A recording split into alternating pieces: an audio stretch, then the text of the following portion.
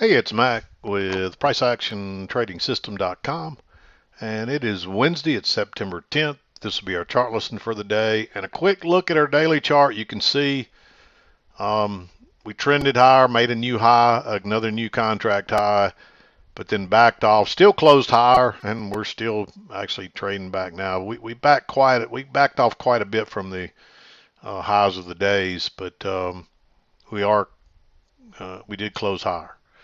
So it was kind of a started out as a range and then sold off, and we recovered some of it, but the market closed lower, much lower than the highs today. So I'd call this kind of a neutral day, is the way I would describe that. We didn't close on the lows, but nowhere near the highs either. So um, this market continues to march higher, and I suspect that we may continue to push higher until we see some reason otherwise. I think we'll keep going higher. So either way, we closed up today. So let's flip over to the 2000 tick chart and we'll take a look. Not a lot of trades today. There was a lot of movement, but still not a lot of trades. But let's flip over there and we'll take a look and we'll go through the trades and we'll wrap this day up. Okay, here's our 2000 tick chart. You can see we were um, working sideways here. We opened uh, much higher here. This red line is where we closed yesterday. So there is a gap there where we open. You would expect prices to try to fill that gap. They don't always succeed, but a lot of times they do. And you can see that we filled that gap, went a little lower, and then reversed. So it looked like we were going to be stuck in this range all day. We did get a confirmation of a possible downtrend here and got another confirmation here. So you can see this did play out to be accurate. It was really hard to know until we continue to go lower here. But let's zoom in. We'll go through the trades again. There's not a lot of trades today. It's a lot of mixed trading. It's just the way it happens sometimes. So uh, you had to kind of sit tight. There were a couple of news items at 7:30 a.m. this morning. You see I marked that off. But we were stuck in this tight range, and we did get a triple test up here with a big bearish bar. I like going short there. There's also a close outside and a new high all in one bar. So I like going short there. Pretty nice move down. I don't know if you'd have got a runner. Depends on how you played it. Then we get a close outside and then a higher low here. Um, I'm not crazy about that higher low. There's a lot of sideways stuff there, but you may still want to take that. We do get a close outside and a new low. A lot of times you'll get two legs down, but if this fails, it's probably going to trap some people. And you can see it took a minute, but it finally got going higher and turned down again here. Now, by the counts, this would probably give you a second entry, but this is just a first entry up here. And I don't think that's a uh, convincing enough close outside to say, okay, I'm going to take that on the first entry because I'm going to treat this like a double bottom, all of this here. So to me, that's just a first entry. It looks like one leg up, basically. We do turn down, close outside, new low. It tries to go higher a couple of times and comes back down and tests this low. Unfortunately, you don't get a signal bar there, or you could argue there's a triple test. I believe there is 3 tests there. You can see that, but that signal bar is just not good enough. You can see there it's just a doji. It runs back up, turns down.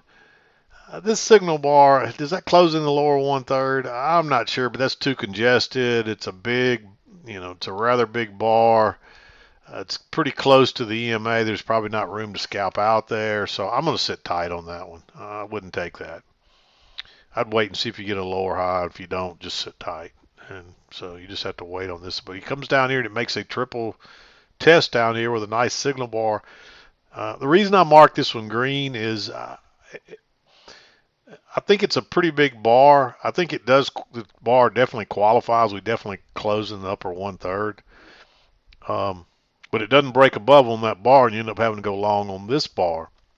However, even though most of you should just stay away with engulfing bars, it breaks lower first and fails and turns up, and that is completely red. So if it closes on this other side, it's probably going to trap some long. So you might enter that on the engulfing bar. Just depends. So for that reason, I marked it green. Otherwise, I think you have to skip that trade. And again, most of you should skip the engulfing bars. Just the first entry there. We don't really get a chance to enter this one all the way up. You do get a close outside the new high, and I think you can almost count that really as a second entry. But so I didn't mark that, but you probably could argue for it to be green. I think you need a lower high, and you get one of those here. But again, it's not a very good setup. There's a little bit of stem there. Probably closes in the lower 1/3, but it's just an inside bar. I'd wait on something else and see if you get a lower high there or another test. You get another test here, but it's not a good enough signal bar, and then you get another one here. I think you're okay to enter on that one, and off it goes. If you entered on this one, you got stopped out, and you could argue, hey, it's a triple test there, but it's just not a very good setup. So, I mean, this is not a range really here. You just have some resistance up here. And you do have a new high, but a lot of times you get two legs. So we could still be working on that other leg here. But when it tries another couple of times and fails, I think you're good enough to go then. But at this point right here, you could continue to try to push up. So it turns down here. This was a nice move down, close outside, couple legs to a new low, and then it reverses. And you actually get a second entry short right here, but this is your signal bar, and you'd have to wait on this one, and this is an inside bar, and it doesn't qualify, so you just have to kind of sit tight. Same thing here. This doesn't qualify as a signal bar. First entry.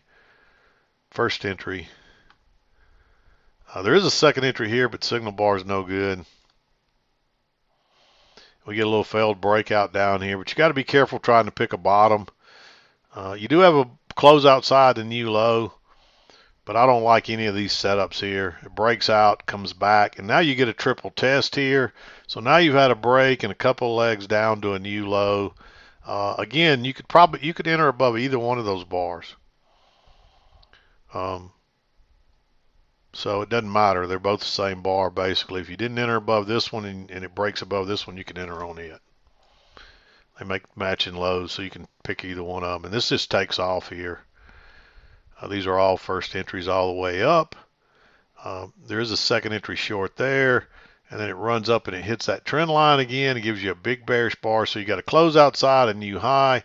Plus it breaks higher and fails and turns down. A break below that's probably going to go lower. I like that setup.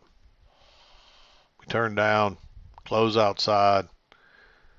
This is a second, no, I'm sorry, this is just the first entry. It doesn't break lower there. I mean, there's probably a hidden second entry, but I don't like that. I just sit tight. Runs down. You can't go short right into support. You could argue we tested that 3 times maybe. The problem is you're going short right into a double bottom, even if you do count that as a triple test. So again, I just sit tight. It ends up working, but you just can't be guaranteed that in real time. And you end up reversing here. I don't think you want to try to go long on any of these bars. You can see you might have scalped out on that one, but you would have got burned on that one, burned on that one, and so you don't know you're not going to get burned on this one either. I think you need a higher low, which comes here, and there's no signal bar that qualifies, and it just goes off without you. But guess what? It turns down right off that key entry point again. The problem here is you don't get a close outside new high before it turns down. However, it does look like you get a little bit of an overshoot, so it still may turn down. And plus, this trend line here has been more than confirmed now. So you may take that trade. I marked it green, but I think it's real close to being red. The only reason I didn't mark it red is because you have this trend channel working up and there's no close outside on it yet. But you may not get one because you may not get a close outside in a retest because you got that trend line working down. So maybe you enter there where you're way away from the EMA. If you did, it's a little aggressive, but if you took that, I wouldn't blame you. Runs down. There's actually a two-tiered channel working down. And again, it looks like we might get an overshoot here, but we bounce off this. I don't think you want to go long there because we're still in this channel with no close outside. But you get a close outside here. And plus you got the channel working up, then you get a close outside. It tries to make a new high, and it just bounces off that trend line. You confirm that trend line here, and then you test it again here, and that's a second entry short. I like going short on that one. Then you get a reversal type continuation pattern here. I don't think I would go long at the bottom of this bar, but again, it breaks higher and turns down. So if you're good enough to trade engulfing bars, maybe you go short there. And again, 95% of you should never try to trade an engulfing bar. This is for more experienced traders that are consistently profitable, and it's a tough trade, and you can get burned really quickly on those. So you really need to know what you're doing. Bounces again here, close outside, new high, and a break below. That's the second entry too, so I like entering on that one.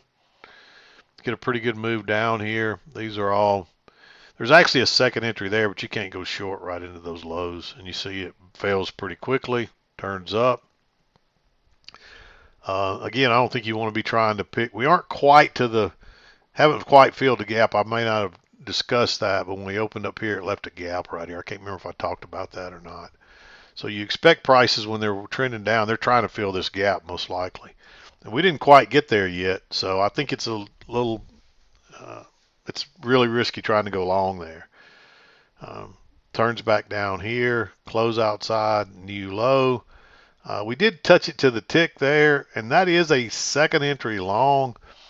I didn't mark that. You might even argue there's a triple test, but there's not much space between those. But you still might take that trade. I should have marked it green, I guess, especially when it turned up to the tick to fill in the gap right there from yesterday. And you can see it's a pretty nice move up. And we actually get a triple test up here, but no signal bar.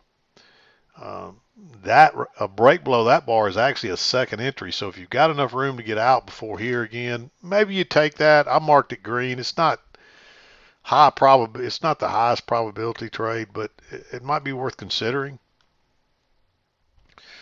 So I marked it green. That's just a little inside bar. It's only 3 or 4 ticks, 3 ticks. I mean, very low risk, but it's just not a signal bar. It's an inside bar, so I think you got to skip it. And then it bounces. This is your first close outside this big down. And this is a separate channel from all this other stuff because we've already had the close outside and a couple of legs, and we've been working sideways. So this is a new trend working down here. So you want to draw that trend channel right there. And then you get the break, close outside, new high, and that's a second entry short. Again, the reason I marked that green is because it's such a big bar. And you can't, there's no engulfing bar here, so you can only enter that at the very lows, and there's not much room to get out. It would have still worked, but it's a little bit risky. It's also a triple test across there. So there's more than one reason to like that trade. You can see there's a 1, 2, 3 triple test. It's just a really big bar, 17 ticks with not much room. You're almost having to go short at the very lows of the day, and that's never a good idea. And then it bounces. You got a trend working up, close outside, new high. And there was a second entry here, but it didn't trigger until it was well after 2:30, so no trades there. So there it is. A lot of mixed trading, even though this is a fairly strong trend down, it's still a lot of mixed trading. And prior to that, it was mostly up to sideways. So it's just one of those days where it starts off looking like it's going to be bullish or sideways to bullish, and it ends up reversing. But with the gap down here, knowing that there was a gap that needed to be filled by prices coming back to here, there's a good chance that'll happen. And so always be aware of that. But anyway, there it is. Again, we did have the news item, so you had to be flat on that. And you can see how crazy that was. That was that was PPI today, all related to the economy. And so, yeah, but interesting day. Pretty good trend down in the end. Still not a lot of good setups though. But I'm going to wrap it up. We'll be back again to do it tomorrow. This is Mac with PriceActionTradingSystem.com, and we'll see you next time.